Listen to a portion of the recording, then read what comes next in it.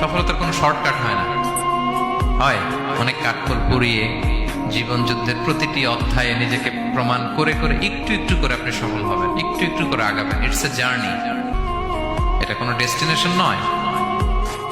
এবং সফল হওয়ার পথ পরিক্রমায় কোনো লিফট নেই, সিঁড়ি বেয়ে উপরে উঠতে হয়। কি বেয়ে? কিন্তু আমরা সফল হতে চাই কিভাবে? ডাইরেক্ট 100 তলায় তো আমি সফল, উপরে সবার উপরে আমি, এইভাবে চাই সফলতাটা।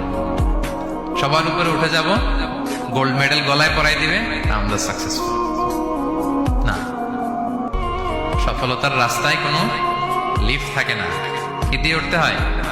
সিঁড়ি বেয়ে ঘাম জড়িয়ে উঠতে হয়। দেখেন, শুধু আলোর মুখ দেখার জন্য মায়ের পেটে আমাদের কত সময় লাগছে বলেন তো? জাস্ট একটু লাইট, হ্যাঁ, 9 মাস 10 মাস সময় লাগছে শুধু একটু আলো দেখবো আমরা। একটু আলোর মুখ দেখার জন্য আমার লাগছে 9 মাস। আর এখানে আমরা শর্টকাট খুঁজি, খালি কি খুঁজি? সফলতার কোনো শর্টকাট নেই। অল্প এফোর্টে যারা সফল হতে চায় এরা কোনোদিন সফল হয় না। ইউসুফ আলাইহিস সালামের জীবনীটা একটু খেয়াল করেন, একটু একটু করে তিনি সামনের দিকে গিয়েছেন এবং সবশেষে ইজিপ্টের ফিনান্স মিনিস্টার হয়েছেন।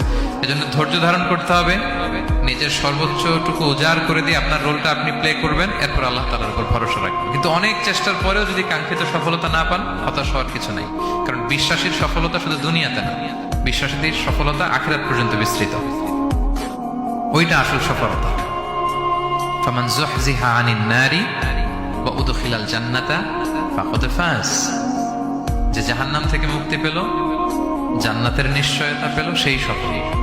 আমরা যেন সেই সফলতার জন্য অপেক্ষা করি, আমরা যেন দুনিয়া আখিরাত উভয় জাহানে সফল হতে পারি। আল্লাহ তাআলা আমাদের সবাইকে কথাগুলো বোঝার ও আমল করার তৌফিক দান করুন।